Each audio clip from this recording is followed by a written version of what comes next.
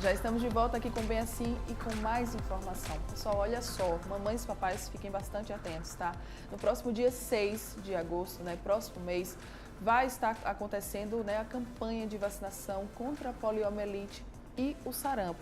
E para falar sobre esse assunto, eu recebo aqui a infectologista Luciana Pacheco. Muito bom dia, doutora Luciana, seja muito bem-vinda.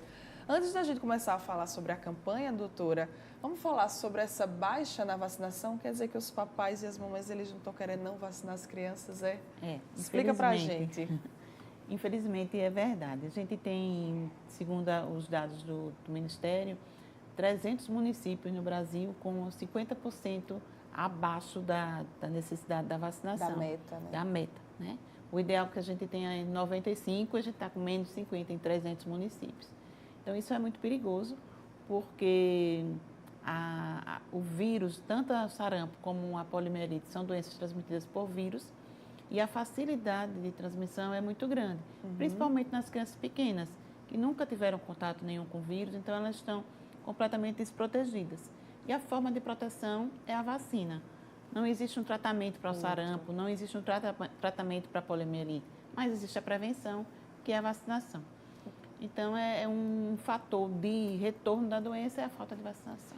E, doutora, são duas doenças que a poliomielite está erradicada há muito mais tempo aqui, né? O sarampo está desde 2016, me corrija se eu estiver errada. Mas são duas doenças que estão erradicadas do Brasil, que até então não tiveram notificações oficiais e está correndo o risco de ter de volta, né, doutora? Isso. No Brasil, o Brasil conseguiu, e outros países da América Latina, conseguiram um certificado de erradicação da poliomielite já há mais tempo. O último caso foi ainda na década de 80, no final da década de 80, do século passado. Sim. E o sarampo foi mais recente, mas a gente também já estava livre do vírus selvagem, aquele vírus que causa realmente a doença.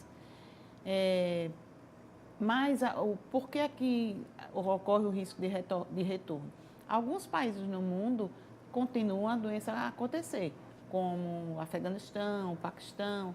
E essa migração das pessoas entre os países faz com que a doença possa retornar. Por exemplo, a poliomielite ela é transmitida pela via intestinal, fecal, oral. Então, uma pessoa contendo o vírus, que ele fica no intestino, eliminando junto com as fezes, alimentos contaminados, como a gente não tem uma condição de saneamento muito boa no nosso país, então pode se alimentar com aquele alimento contaminado e adquirir o vírus. O sarampo, a transmissão é respiratória, é mais fácil ainda de se contaminar. Mais fácil então, mesmo. tossir, espirrar, falar próximo da pessoa é a forma de transmissão do sarampo. E é uma doença extremamente contagiosa e extremamente grave para crianças pequenas. Doutora, daqui a pouco eu quero que a gente fale sobre esses sintomas, né, sobre essa forma de contágio assim, entre as crianças pequenas. Mas antes eu queria que a gente pudesse explicar para o pessoal de casa, se é que tem explicação, o porquê dessa baixa na vacinação contra a polio e contra o sarampo. Existem algumas teorias, né, que a gente imagina que pode estar acontecendo. Uma delas é o desaparecimento da doença. Então, a doença desapareceu, a polio, ninguém mais vou falar em paralisia infantil, que era como se chamava antigamente. E aí se esquece, acredita-se que não vai voltar mais e, besteira, não vou vacinar porque não existe mais a doença. A vacina, ela é uma furada, né? Ela determina uma injeção, na maioria das vezes. E aí as pessoas não gostam de ser furadas. Então, como a doença desapareceu da mídia, desapareceu das pessoas comentarem, besteira, não vou pegar mais, não tem necessidade de vacinar. Mais, que não existe e que não é verdade. A segunda, existem umas correntes de vacinação, as fake news aí, que vacinação causa pelo a vacina WhatsApp, do que sarampo. rola muito, né? Isso, causa autismo, causa outras doenças e não tem nenhuma evidência que prove isso. Então, a vacina, ela é a gente coloca na pessoa um pouquinho da doença para que o organismo desenvolva os anticorpos e proteja. É assim que funciona. Mas algumas doenças a gente nem coloca o vírus ainda inativado, a gente coloca a forma morta, como o caso da gripe, da influenza. E mesmo assim as pessoas acham que griparam, que pegaram doença, besteira, não vou tomar, não adianta, eu gripo mesmo assim. Existem inúmeros vírus da gripe, né? A vacina contém 3, pelo menos. Então, a gente pode gripar mesmo assim, só com uma forma mais branda, de uma maneira mais sem complicação, né? O objetivo é esse.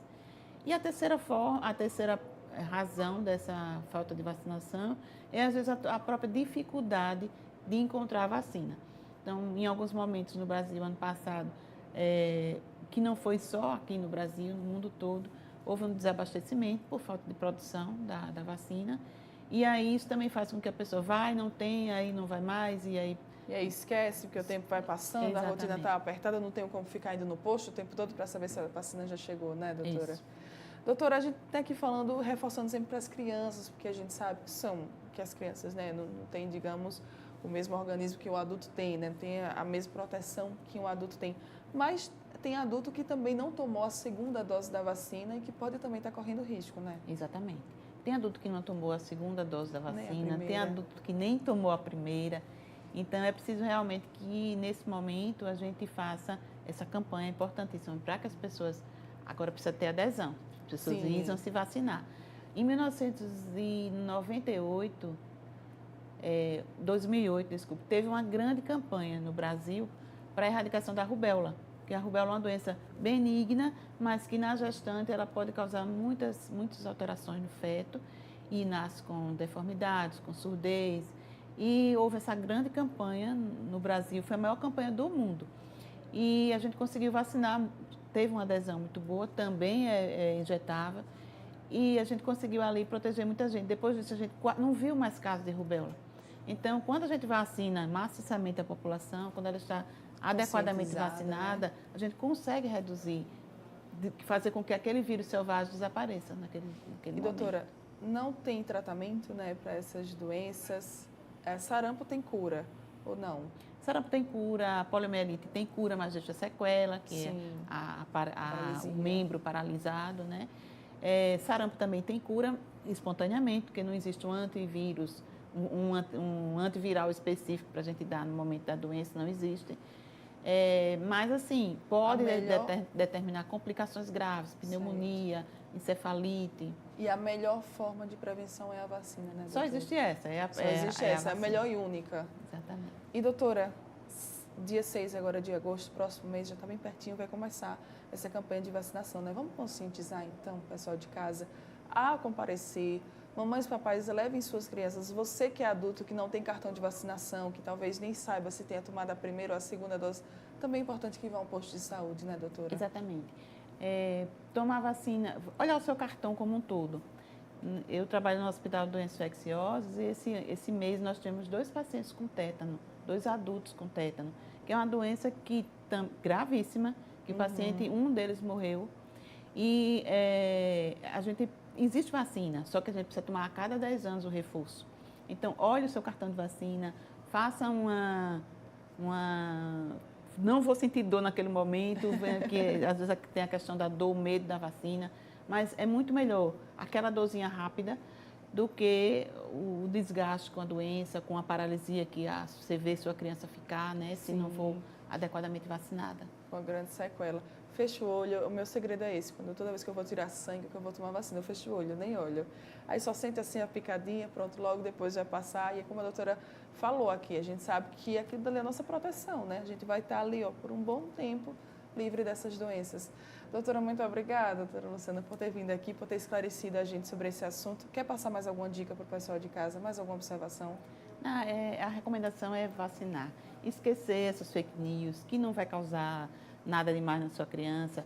A vacina, como eu falei, ela é um pouquinho da doença no corpo, mas que a gente precisa ter para poder os nossos anticorpos se multiplicarem e para que a gente fique realmente protegido das doenças.